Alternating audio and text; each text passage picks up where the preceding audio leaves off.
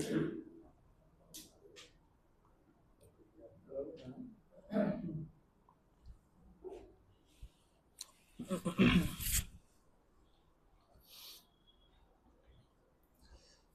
अलैकुम वरहमतुल्लाहि वबरकातुहू। वालेकुम अस्सलाम वरहमतुल्लाहि वबरकातुहू। इन्नल हम्दुलिल्लाह नहमदुहु व नस्तईनुहु व नस्तगफिरुह व नऊज़ु बिल्लाहि मिन शुरूरि अनफुसिना व मिन सय्यिआति अमालिना मन यहदिहिल्लाहु फला मुदिल्ल लहु व मन युद्लिलहु फला हादिय लहु व अशहदु अन ला इलाहा इल्लल्लाहु वहदहु ला शरीका लहु व अशहदु अन्न मुहम्मदन अब्दुहु व रसूलुहु। अम्मा बअद फ़इन्न खैरल हदीस किताबुल्लाह व खैरल हदी हदी मुहम्मदिन सल्लल्लाहु अलैहि वसल्लम व शर्रल उमूरि मुहदसातुहा व कुल्लु मुहदसतिन बिदअह व कुल्लु बिदअतिन ज़लालह व कुल्लु ज़लालतिन फिन्नार। फ़अऊज़ु बिल्लाहि समीइल अलीम मिनश शैतानिर रजीम मिन हमज़िहि व नफ़्ख़िहि व नफ़्सिहि। या अय्युहल्लज़ीना आमनु इत्तक़ुल्लाह हक़्क़ तुक़ातिह व ला तमूतुन्न इल्ला व अंतुम मुस्लिमून। तमाम तारीफ़ें, हम्दो सना, किब्रियाई, बड़ाई उस अल्लाह वहदहु ला शरीक के लिए लायक और ज़ेबा है, जो हम सबों का, जो हम तमाम का खालिक है, मालिक है, राज़िक़ है, जिसने हमें इस्लाम जैसे अज़ीम नेमत से मालामाल फरमाया और बेशुमार रहमतें नाजिल हों तमाम अम्बिया किराम पर, बिलखुसूस हमारे और आपके नबी जनाब मुहम्मदुर रसूलुल्लाह सल्लल्लाहु अलैहि वसल्लम पर, जिन्हें अल्लाह रब्बुल आलमीन ने हम सबों के लिए रहमत बनाकर भेजा। अल्लाहुम्मा सल्लि अला मुहम्मद व अला आलि मुहम्मद कमा सल्लैता अला इब्राहीम व अला आलि इब्राहीम इन्नका हमीदुम मजीद। मोहतरम सामईन, अल्लाह सुब्हानहु व तआला ने हमें बेशुमार नेमतों से नवाजा है और उसकी नेमतें इतनी ज़्यादा हैं कि उन नेमतों को अगर कोई भी इंसान शुमार करना चाहे तो शुमार नहीं कर सकता। और उसी नेमत में से एक नेमत अल्लाह सुब्हानहु व तआला ने हम इंसानों को अक्ल से नवाजा है। अक्ल से नवाजा है। यह अक्ल इंसान को उन चीज़ों की तरफ राग़िब करता है, उन चीज़ों की अहमियत को बताता है जो इंसान के लिए फ़ायदेमंद होती हैं। इंसान के ज़िंदगी में बेशुमार मौक़े ऐसे आते हैं, बेशुमार ऐसे मौक़े आते हैं जिसमें इंसान मुश्किलात का शिकार होता है, उसे तकलीफ़ें पहुँचती हैं, लेकिन उन तकालीफ़ में, उन परेशानियों में, उन मुश्किलात में एक मुसलमान बंदा अपने अक्ल का इस्तेमाल करता है और अपने शरीयत की बताई हुई तालीमात को मद्देनज़र रखता है और उसको मद्देनज़र रखते हुए सब्र का अहतमाम करता है, साबिर बंदा बनता है, शाकिर बंदा बनता है। और इसीलिए आज के इस मुख्तसरन दर्स के अंदर हम इंशाअल्लाह सब्र की अहमियत के ताल्लुक़ से चंद बातें मालूम करेंगे।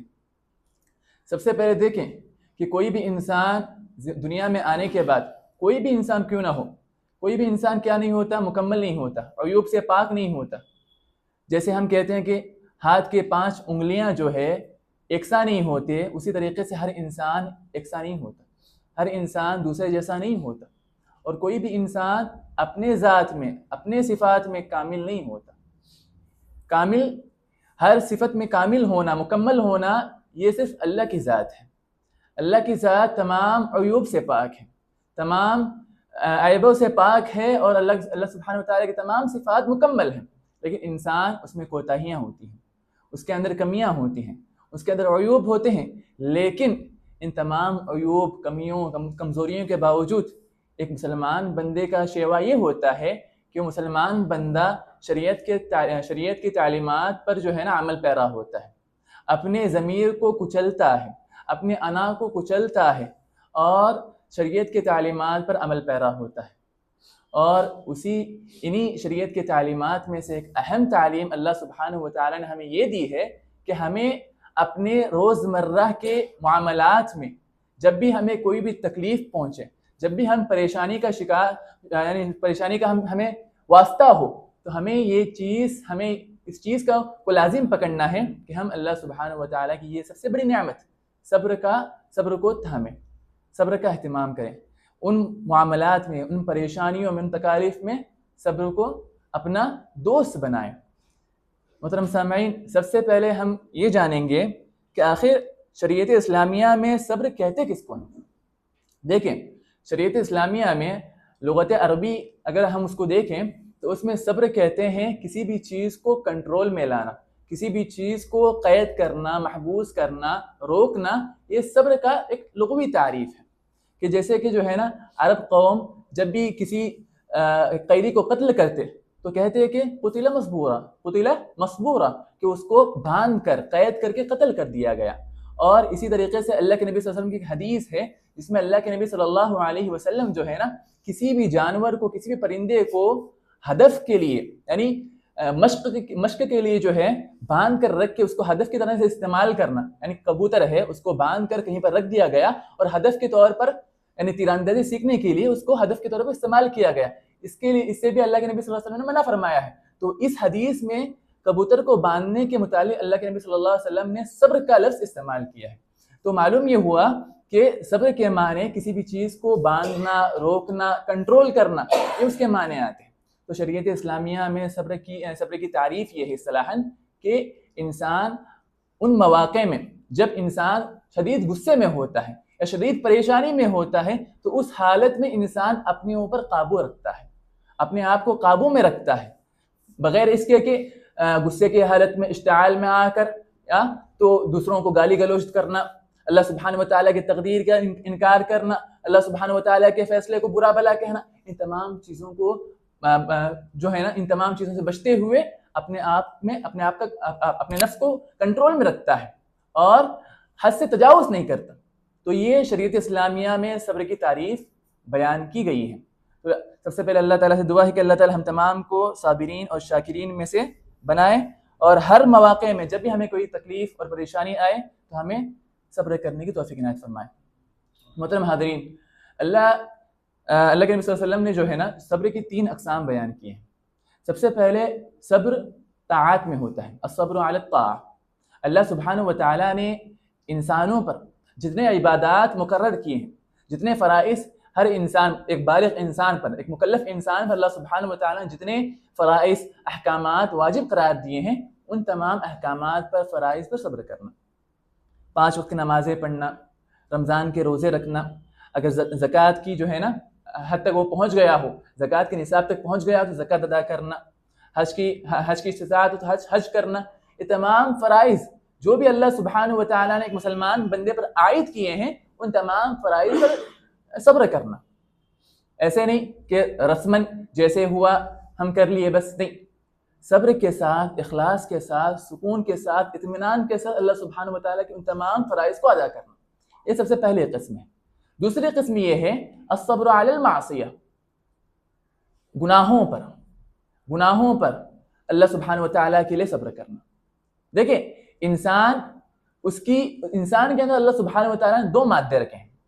इंसान बुराई की तरफ भी राग़िब होता है, अच्छाई की तरफ भी राग़िब होता है।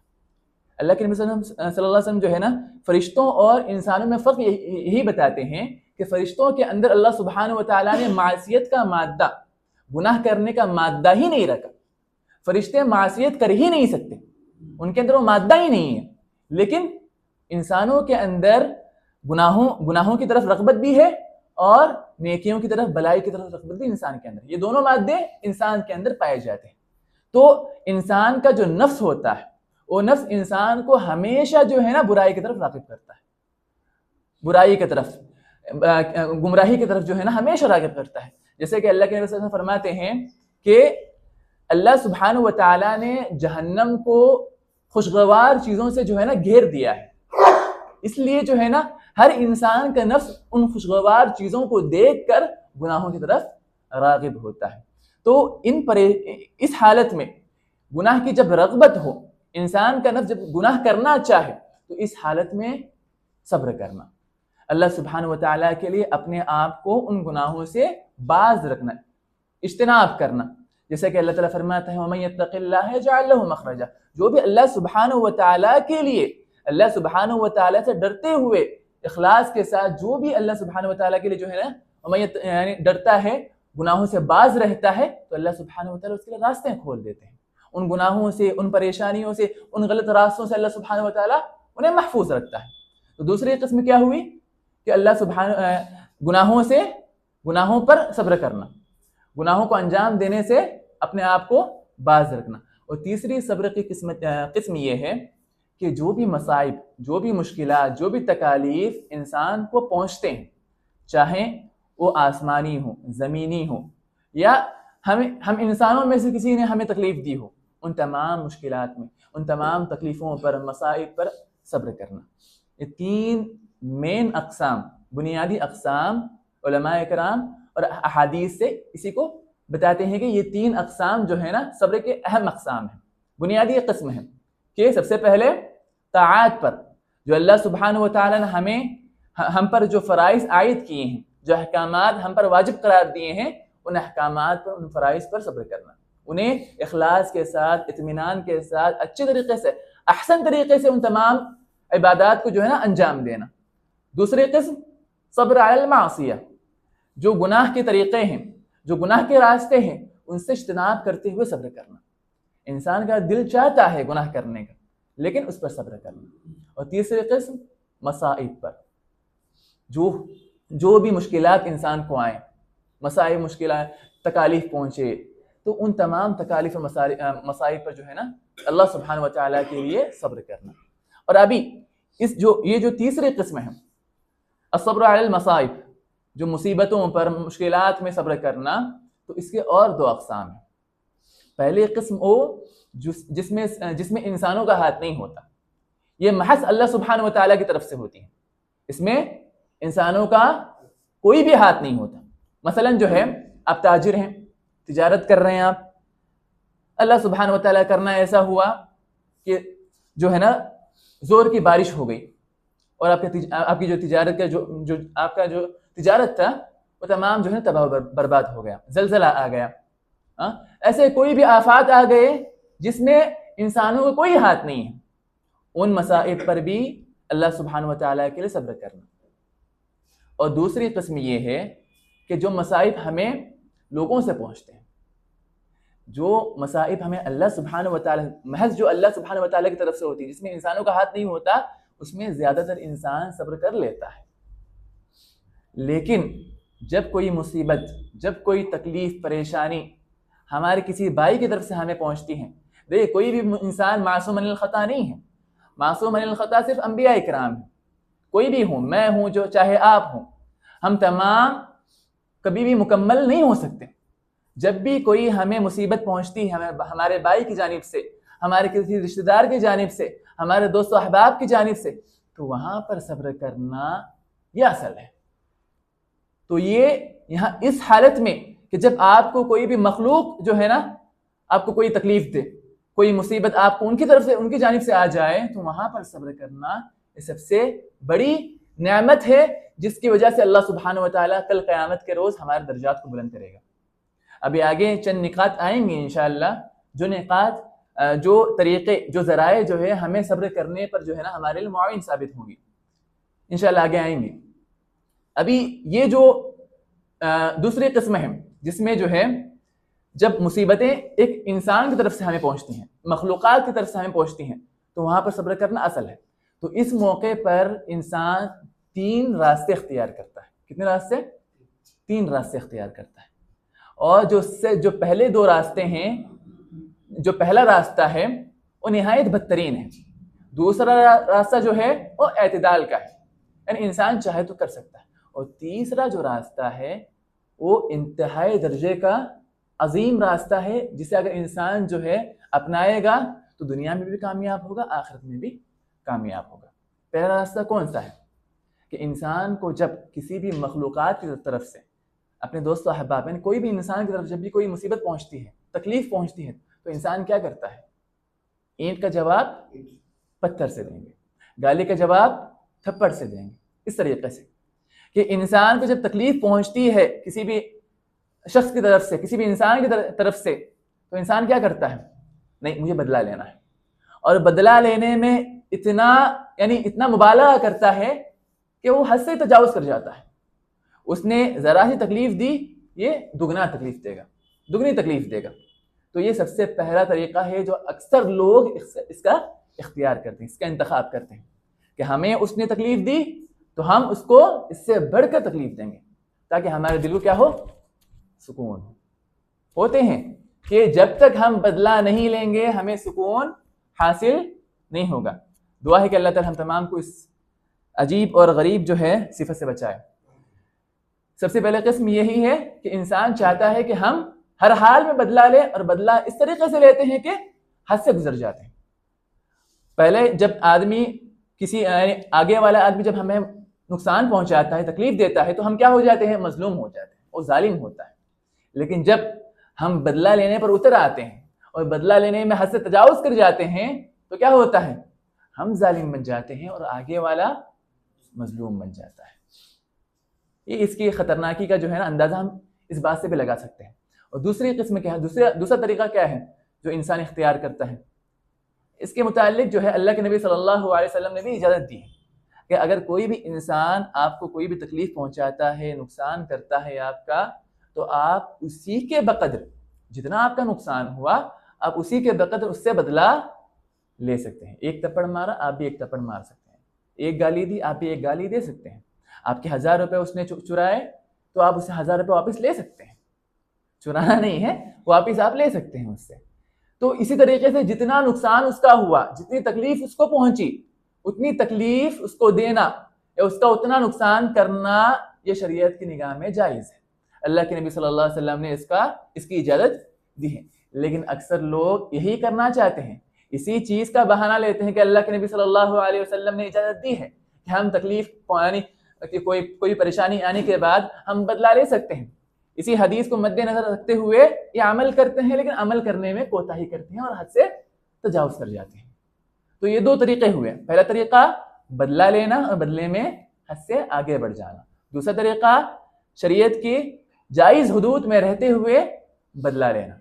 और तीसरा सबसे अजीम रास्ता जो इंसान इख्तियार करता है वो ये है कि उसे मुआफ़ कर देता है। कोई भी इंसान हो, दोस्तों अहबाब की तरफ से हो, रिश्तेदार की तरफ से हो, अपने भाइयों की तरफ से हो, माँ बाप की तरफ से हो, जो भी तकलीफ पहुँचे, इंसान आगे बढ़ कर उसे मुआफ़ कर देता है। और यही सबसे बेहतरीन सिफत है जो एक इंसान के अंदर होनी चाहिए। इंसान नहीं, एक मुसलमान के अंदर। मुसलमान की अजीम सिफत यही होती है कि मुसलमान साबिर होता है, सब्र करता है और लोगों को माफ़ करता है। क्या करता है? लोगों को माफ़ करता है। जैसे अल्लाह के नबी सल्लल्लाहु अलैहि वसल्लम फरमाते हैं, अजबल लिअम्रिल मुमिन, एक मोमिन का जो है ना मामला जो है बड़ा ही अजीब होता है। इन असाबतहु सर्रा शकर, जब भी उसे कोई भी भलाई पहुँचती है, कोई भी अच्छाई पहुँचती है, तो क्या करता है? शुक्र अदा करता है, अल्हम्दुलिल्लाह कहता है, अल्लाह ताला के रास्ते में सदका व खैरात करता है। और जब भी उसे वइन असाबतहु शर्रा वइन असाबतहु दर्रा सबर, और जब भी उसे कोई भी नुकसान, कोई भी तकलीफ, कोई भी परेशानी उसे लाहिक होती है, पहुंचती है, तो फौरन अल्लाह सुब्हानहु व तआला की उस फैसले पर क्या होता है? राजी होता है और सब्र करता है। तो ये एक मुसलमान के अंदर ये सिफत होनी ही चाहिए कि इंसान, हर मुसलमान उस हालत में जब उसे परेशानी लाही, उस हालत में जब उसे तकलीफ पहुंचे, उस हालत में जब वो नुकसान ज़दा हो जाए, तो उस हालत में अल्लाह सुब्हानहु व तआला के सब्र करे। और हमें यहाँ पर ये बात भी हमें याद रखनी चाहिए कि सब्र का मतलब ये नहीं, सब्र को अक्सर लोग मजबूरी से जो है ना ताबीर करते हैं। सब्र और मजबूरी को एक ही लफ्ज़ के दो लफ्ज़ों के एक माने बताते हैं कि इंसान जो है ना तमाम जो है ना हरबे इस्तेमाल कर लिया, सब कुछ कर लिया, उसके बाद नहीं हुआ तो सब्र कर लेंगे, चलो सब्र कर लेंगे। जैसे कहते हैं ना, किसी भी शख्स की कोई भी चीज़ गुम गई तो तलाश करेगा, आखिर में जाकर कहेगा कि नहीं, अल्लाह के रास्ते में सदका है। ऐसा सदका नहीं होता। और सब्र भी ऐसे नहीं होता कि इंसान जो है कोई भी जालिम आदमी, जाबिर आदमी जो ताकतवर है, उसका कोई नुकसान कर दे, उसे तकलीफ दे दे, ये आदमी कमज़ोर है, इसके पास ताकत नहीं है, वो हरबे इस्तेमाल करेगा, मकरो फरेब करेगा, उसको नुकसान पहुंचाने की बहुत कोशिश करेगा, लेकिन पहुंचा नहीं सकेगा। उसकी दस्तरस्त वहां तक नहीं है, उसकी पहुंच वहां तक नहीं है, लेकिन बाद में कहेगा क्या करेंगे, चलो सब्र कर लेते हैं। सब्र ऐसे नहीं होता। अल्लाह के नबी सल्लल्लाहु अलैहि वसल्लम फरमाते हैं, अस्सब्रु इंद सदमतिल ऊला, जब सब्र करने का वक्त वो है कि जब इंसान को कोई भी नुकसान हो जाए, कोई भी तकलीफ परेशानी पहुंच जाए, उसी वक्त सब्र करना। और इसी वक्त सब्र करने का अजर सवाब अल्लाह सुब्हानहु व तआला देगा, और इसी का नफ़ा फ़ायदा एक इंसान को पहुंचता है। इसकी छोटी सी मिसाल यूँ है कि ज़ैनब रज़ियल्लाहु अन्हा ये पहले जो है अबू तलहा रज़ियल्लाहु अन्हा के मातहत थी। किसके मातहत थी? अबू तलहा रज़ियल्लाहु अन्हु के मातहत थी। उनके शोहर का इंतकाल हो गया। इंतकाल होने के बाद जो है वो क्या करती हैं, अक्सर औरतें क्या करती हैं, मातम करती हैं, रोती हैं, बेशुमार गलत काम भी वो लोग करते हैं, लेकिन इन्होंने सब्र किया। और सब्र करने के बाद कौन सी दुआ पड़ी? अल्लाहुम्मा अजुरनी फी मुसीबती व अखलिफ ली खैरम मिन्हा। तो ज़ैनब रज़ियल्लाहु अन्हा कहती हैं कि मेरे शौहर अबू तलहा इतने बेहतरीन आदमी कि मैं उस तरीके का आदमी मैंने किसी और को नहीं देखा। तो जब उनका इंतकाल हुआ और इंतकाल के बाद मैंने ये दुआ पढ़ी, तो मैं हमेशा ये बात सोचती कि अबू तलहा माशाल्लाह इतने अच्छे आदमी हैं मदीने के अंदर, तो अब अबू तलहा से बेहतर आदमी मुझे कौन मिलेगा? ये फिक्र उन्हें हमेशा लाहिक थी। चंद अय्याम ही गुजरे थे कि ज़ैनब रज़ियल्लाहु अन्हा को अल्लाह के नबी सल्लल्लाहु अलैहि वसल्लम निकाह का खिताब देते, खुतबा बेचते हैं निकाह का। तो तब जाकर ज़ैनब रज़ियल्लाहु अन्हा कहती हैं कि मैंने जो सोचा था कि कौन आदमी मुझे अबू तलहा से ज़्यादा बेहतर मिलेगा, तो यहाँ पर अल्लाह सुब्हानहु व तआला ने मुझे अल्लाह के नबी सल्लल्लाहु अलैहि वसल्लम की ज़ौजत में मुझे जगह दी है। और अल्लाह के नबी सल्लल्लाहु अलैहि वसल्लम से बेहतर कोई भी आदमी हो नहीं सकता। तो यहाँ पर ये बात मालूम हुआ कि जब भी कोई आदमी पहले सदमे में, पहले वहले में, पहले मरहले में जो आदमी सब्र करता है और अल्लाह सुब्हानहु व तआला के उस फैसले पर राजी होता है, तो अल्लाह सुब्हानहु व तआला उसको उस सब्र के बदले ऐसे अजर और सवाब से नवाजता है कि इंसान गुमान भी नहीं कर सकता। चलिए ये बातें हुई, तो हमें यहाँ पर ये बात अभी गौर करने की बात यह है कि हम अभी अब जो है ना, हम कौन से ऐसे रास्ते को अपनाएं, कौन से ऐसे सिफात को अपनाएं जो सिफात हमें सब्र करने पर उबारें, सब्र करने में हमें मुआविन साबित हो। तो अल्लामा इब्न तैमिया रहिमहुल्लाह, शेखुल इस्लाम इब्न तैमिया रहिमहुल्लाह जो है, जब भी इंसान को कोई भी तकलीफ पहुंचे, कोई परेशानी पहुंचे, तो उस परेशानी की हालत में, तकलीफ की हालत में हमें सब्र कैसे करना है, इसके ताल्लुक से बेशुमार पॉइंट्स जो है वो बताते हैं। और उनमें से 6 पॉइंट बहुत अहम है, इंशाअल्लाह मैं वो आपके सामने बयान करूंगा। सबसे पहला पॉइंट ये है कि जब भी इंसान को कोई भी परेशानी लाहिक हो, तो इंसान को चाहिए कि इंसान ये बात सोचे, अपने जहन में ये बात लाए कि सही बात है कि ये जो परेशानी मुझे लाहिक हुई, पहुंची है, ये मेरे किसी भाई की तरफ से पहुंची है, मेरे किसी रिश्तेदार की तरफ से पहुंची है, लेकिन उसे इस बात को अपने जहन में लाने की जरूरत है कि हाँ वो पहुंची है मुझे अपने भाई की तरफ से, लेकिन इस चीज पर कादिर कौन है? सिर्फ अल्लाह ताला है। ये काम हुआ किसकी मर्जी से? सिर्फ अल्लाह ताला की मर्जी से। अगर अल्लाह ताला ना चाहता और सारे दुनिया वाले भी मुझे नुकसान पहुंचाना चाहते, तो मुझे नुकसान नहीं पहुंचा सकते थे। हाँ, पहुंचाने वाला ये जरिया ये आदमी है, फला आदमी है, लेकिन मर्जी किसकी है? अल्लाह सुब्हानहु व तआला। इससे सबसे पहली ये फिक्र अगर इंसान अपने जहन में लाएगा, तो ये फिक्र उसे सब्र करने पर उबारेगी, ये फिक्र उसे सब्र करने पर उबारेगी। और दूसरी फिक्र ये है, जब भी इंसान को कोई भी तकलीफ पहुंचे, तो उसे ये सोचना है कि अल्लाह सुब्हानहु व तआला हर इंसान को उसके गुनाहों के सबब जो है, अक्सर इंसान को, हर इंसान को नहीं बल्कि अक्सर और बेशतर अल्लाह सुब्हानहु व तआला गुनाहों के सबब इंसान को तकलीफ में मुब्तला करता है। वमा असाबकुम मिन मुसीबतिन फबिमा कसबत अयदीकुम। जो भी इंसान को मुसीबतें पहुंचती हैं, तो अल्लाह सुब्हानहु व तआला उनके करतूतों की वजह से, उनके अपने हाथ की कमाई की वजह से, उनके गुनाहों की वजह से अल्लाह सुब्हानहु व तआला उन्हें परेशानियों में, तकालीफ में मुब्तला करता है। तो जब इंसान सोचेगा कि ये जो परेशानी मुझे लाहिक हुई है, ये शायद मेरे किसी पुराने गुनाह की वजह से होगी, पुराना यानी मैंने पहले शायद कोई लग़्ज़िश की होगी, किसी गुनाह का इर्तिकाब किया होगा, जिसके पादाश में, जिसके नतीजतन अल्लाह सुब्हानहु व तआला ने मुझे ये तकलीफ आज दी है। जब इंसान इस नाहिये से, इस तरीके से सोचेगा, तो इंसान अपनी नफ्स का भी मुहासबा करेगा, अपने गुनाहों से भी माफ़ी मांगेगा। 2 तरीके हो गए। पहला तरीका कि जो भी तकलीफ पहुंचती है, जरिया कोई भी इंसान हो सकता है, कोई मखलूक हो सकती है, लेकिन मर्जी किसकी है? अल्लाह ताला की है। दूसरा तरीका कि जब भी कोई तकलीफ हमें पहुंचे, क्या सोचना है कि शायद हमारी पिछली कोई गुनाह हो, हम कोई गुनाह किए होंगे, किसी गुनाह का हम इर्तिकाब किए होंगे, उस गुनाह के पादाश में अल्लाह ताला ने हमें ये तकलीफ पहुंचाई है। देखें, अल्लाह ताला का तकलीफ देना ये भी बहुत बड़ी अल्लाह ताला की नेमत है, बहुत बड़ी नेमत। क्यों? इंसान को, एक मुसलमान बंदे को अगर कांटा भी चुभता है, एक सुई भी अगर चुभती है, तो अल्लाह सुब्हानहू व तआला उसके बदले में क्या करता है? उसके गुनाहों को माफ़ करता है। तो तकलीफ आएगी तो अल्लाह ताला गुनाहों को ज़रूर माफ़ करेगा। तो ये भी अल्लाह ताला की बड़ी नेमत है।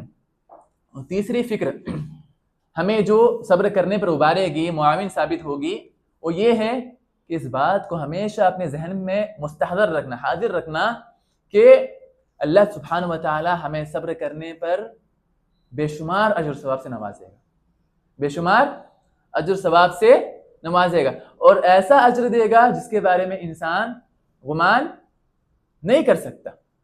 और चौथा जो तरीका जिससे हम सब्र करने पर हम आमादा होंगे, हमें ये चीज़ मुआविन होगी कि इस बात को सोचना कि अगर हम सब्र करेंगे तो अल्लाह सुब्हानहू व तआला हमारे दिलों में सुकून पैदा करेगा। देखें, जब आदमी बदले की आग में जलता है, जब आदमी बदले की आग में जलता है, तो कभी कभार ऐसा होता है कि वो बदला ले नहीं सकता, बदला लेना उसके लिए मुमकिन नहीं होता, बड़ा लंबा अरसा गुजर जाता है और वो आदमी उसी तकलीफ को हमेशा महसूस करता ही रहता है। लेकिन जो आदमी बदला लेने के बजाय माफ़ कर देता है, तो अल्लाह सुब्हानहू व तआला उसके दिल में ऐसा सुकून नाजिल फरमाता है कि जिसका वो तसव्वुर नहीं कर सकता। तो इसीलिए उलमा इकराम कहते हैं कि असलाफ में बास लोग ऐसे ही थे कि जो ख्वाहिश जाहिर करते थे कि हमें जो है कोई तकलीफ पहुंचे ताकि हम उसको माफ़ करके इस सुकून को हासिल करें। लेकिन यह अलग बात है, लेकिन किसी भी तकलीफ के लिए दुआ करना ये शरीयत के निगाह में जायज़ नहीं है।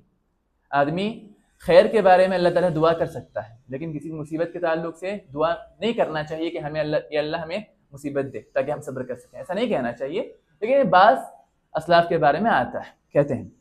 और पांचवा तरीका ये है कि जिससे हम सब्र कर सकते हैं और सब्र करने में ये बात हमें हमारे लिए मददगार साबित होती है, वो ये है कि अल्लाह सुब्हानहू व तआला सब्र करने और तकलीफ़ देने पर कोई भी आदमी जब हमें तकलीफ़ दे तो हम उसको अगर माफ़ करेंगे तो अल्लाह ताला इस माफ़ी की वजह से हमारे कदर को बढ़ाता है, हमारी इज्जत को बढ़ाता है। कैसे?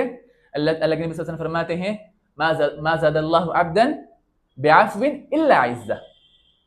अल्लाह ताला हर उस बंदे को इज्जत से नवाजता है जो बंदा अल्लाह ताला के लिए लोगों को माफ़ कर देता है। इसके लिए अल्लाह ताला के, ऐसा भी नहीं होना चाहिए कि हम किसी मजमे में हैं, बाज़ बुजुर्ग हजरात हैं, बाज़ हमारे चाहने वाले हैं, तो उनके सामने हमारा कोई मामला हो गया, किसी ने हमारे साथ बदतमीज़ी की, किसी ने हम पर जुल्म किया, तो हमने उनको देखते हुए अगर मैं कुछ करूँगा तो वो मुझे क्या कहेंगे, ऐसा भी नहीं होना चाहिए। सब्र करना, माफ़ करना किसके लिए? बस अल्लाह ताला के लिए, किसी और के लिए नहीं। ये पांचवा तरीका है कि इस बात को अपने जहन में लाना कि अगर हम अल्लाह ताला के लिए किसी भी आदमी को माफ़ करेंगे तो अल्लाह ताला हमारे कद्र मंजिलत को बढ़ा देगा। लेकिन दुनिया इसके मुखालिफ है। दुनिया क्या सोचती है, लोग क्या सोचते हैं कि इसने माफ़ कर दिया मतलब इसके पास ताकत नहीं, कुव्वत नहीं है, ये कमज़ोर आदमी है। बल्कि अल्लाह के नबी सल्लल्लाहु अलैहि वसल्लम फरमाते हैं, माफ़ करने वाला ताकतवर होता है, गुस्से में, इश्ताल में अपने आप पर काबू रखने वाला ये ताकतवर होता है, बजाय इसके कि जो गुस्से में अगर किसी को मार दे, ये ताकतवर नहीं होता। ताकतवर आदमी वो है जो गुस्से की हालत में सब्र करता है, जो गुस्से की हालत में अपने आप पर काबू रखता है, कंट्रोल करता है। और आखिरी छठी जो है किस्म ये है, तरीका ये है जो हमें सब्र करने पर उबारती है कि उस लम्हे में जब भी हमें कोई परेशानी हमें लाहिक हो तो ये सोचना कि अगर आज हम इस हाल में, अगर इस बंदे को अगर हम माफ़ कर देंगे तो अल्लाह सुब्हानहू व तआला कल क़यामत के दिन हमें माफ़ करेगा, कल क़यामत के दिन अल्लाह ताला हमें माफ़ करेगा। इसके ताल्लुक से एक मुख्तसरन जो है किस्सा है कि अम्मा आयशा रज़ियल्लाहु अन्हा जब मुनाफिकीन ने उनके ऊपर तहमत लगाई, जब मुनाफिकीन ने अम्मा आयशा रज़ियल्लाहु अन्हा पर तहमत लगाई बदकारी की, तो उस जद में, उस फितने में बास ऐसे सहाबा भी जो है ना शामिल हो गए जो मुनाफिक नहीं थे। जो सहाबा हकीकी मानों में सहाबा थे, मुनाफिक नहीं थे, लेकिन वो भी उस फितने के जद में आ गए थे। उसमें से एक सहाबी थे मिस्ताह बिन असासा। मिस्ताह बिन असासा ये जो है सहाबी आयशा रज़ियल्लाहु अन्हा के रिश्तेदार में से थे, अबू बकर रज़ियल्लाहु अन्हु के चचेरे भाई थे। तो ये सहाबी भी उस फितने की जद में आ जाते हैं, और फितने की जद में जब आ जाते हैं तो अबू बकर रज़ियल्लाहु अन्हु, जब अल्लाह सुब्हानहु व तआला आयशा रज़ियल्लाहु अन्हा के मुतालिक जो है ना बरात का ऐलान करता है, उनकी जो है ना उन्हें इस फितने से बाहर निकालता है, इस तहमत से उन्हें आज़ाद करता है, तो अबू बकर रज़ियल्लाहु अन्हु कहते हैं कि इस आदमी ने उन मुनाफिकों के साथ मेरी बच्ची पर जो है ना तहमत लगाया था, यानी उनके साथ ये शामिल हो गए थे। तो अबू बकर रज़ियल्लाहु अन्हु ने जो है ना कसम खाई कि आज के बाद मैं मिस्ताह बिन असासा को कोई भी माल नहीं दूंगा, मैं उनकी किफालत नहीं करूंगा। इससे पहले अबू बकर रज़ियल्लाहु अन्हु मिस्ताह बिन असासा की किफालत करते थे, उन्हें खाने पीने की अशिया फराहम करते थे। तो इस मामले के बाद, इस हादसे के बाद अबू बकर रज़ियल्लाहु अन्हु क्या करते हैं, कसम खाते हैं कि मैं आज के बाद इन पर नफ़क़ा नहीं करूंगा, इनकी किफालत नहीं करूंगा। तो अल्लाह ताला फरमाता है कि अगर वला यअतिल मिन उलिल फ़ज़्ल मिनकुम, कि तुम में से जो भी उलुल फ़ज़्ल हैं, जिनको अल्लाह सुब्हानहु व तआला ने मालो दर से नवाजा है, मालो दौलत से जिनको भी नवाजा है, वो अपने किसी भी भाई को ना देने की कसम ना खाएं, भाई को ना देने की, उनकी किफालत ना करने की कसम ना खाएं। अला तुहिब्बूना अन तग़फ़िरल्लाहु लकुम, अला तुहिब्बूना अन यग़फ़िरल्लाहु लकुम, अल्लाह ताला फरमाता है कि क्या तुम नहीं चाहते कि अल्लाह ताला भी तुम्हें माफ़ कर दे। तो उसके इस आयत के नुज़ूल के बाद फौरन जो है अबू बकर रज़ियल्लाहु अन्हु कहते हैं बला या रब्बना, बला या रब्बना, हम चाहते हैं कि तू भी हमें माफ़ कर दे। उसके बाद जो है अबू बकर रज़ियल्लाहु अन्हु जो है ना उनकी किफालत करने लग जाते हैं और उन्हें नानो नफ़क़ा फराहम करते हैं। तो मालूम क्या हुआ कि जब भी कोई भी आदमी मुश्किलात परेशानी में अपने भाई को माफ़ करता है तो अल्लाह सुब्हानहु व तआला भी उसे उसके गुनाहों पर, उसकी लग़ज़िशों पर, उसकी गलतियों पर क्या करता है, माफ़ करता है। तो ये इस फिक्र को हमें अपने जहन में लाने की ज़रूरत है कि आज अगर हम इस भाई को माफ़ करेंगे तो कल अल्लाह सुब्हानहु व तआला हमें क़यामत के रोज़ माफ़ करेगा। ये 6 अहम पॉइंट हैं, 6 अहम फ़िक्र हैं। इस फिक्र को अगर हम उस लम्हे में लाएंगे अपने जहन में तो ये फिक्र जो है हमें सब्र करने पर उभारेगी। सबसे पहला कि जो भी लग़ज़िशें, जो भी परेशानी हमें पहुंची है, ज़रिया आदमी हो सकता है, ज़रिया कोई भी आदमी हो सकता है, लेकिन मर्ज़ी अल्लाह ताला की है। जो भी परेशानी हमें पहुंचती है, हो सकता है कि हमारे किसी गलती और गुनाह की वजह से हमें आई हो। तीसरा ये कि अल्लाह सुब्हानहु व तआला माफ़ करने के बाद दिलों में क्या पैदा करता है, सुकून पैदा करता है। चौथा ये कि अल्लाह सुब्हानहु व तआला माफ़ करने वाले की कद्र मंजिलत को बढ़ाता है। और पांचवा ये कि अल्लाह सुब्हानहु व तआला जो है ना, अगर हम माफ़ करेंगे किसी को तो अल्लाह सुब्हानहु व तआला हमें कल क़यामत के रोज़ माफ़ करेगा। आखिर में दुआ है कि अल्लाह ताला हम तमाम को सब्र करने वालों में बनाए, और जब भी हमें कोई भी मुसीबत लाहिक़ हो, सबसे पहले हमारे जहन में ये फ़िक्र लाए कि ये चीज़ जो हमें पहुंची है बस अल्लाह सुब्हानहु व तआला के तकदीर और फैसले से पहुंची है, और हमें उस पर सब्र करने वाला बनाए। जब तक ज़िंदा रखे ईमान पर ज़िंदा रखे, और जब ख़ातिमा हो तब भी ईमान पर ख़ातिमा हो। आमीन व आखिरु दावाना अल्हम्दुलिल्लाहि रब्बिल आलमीन।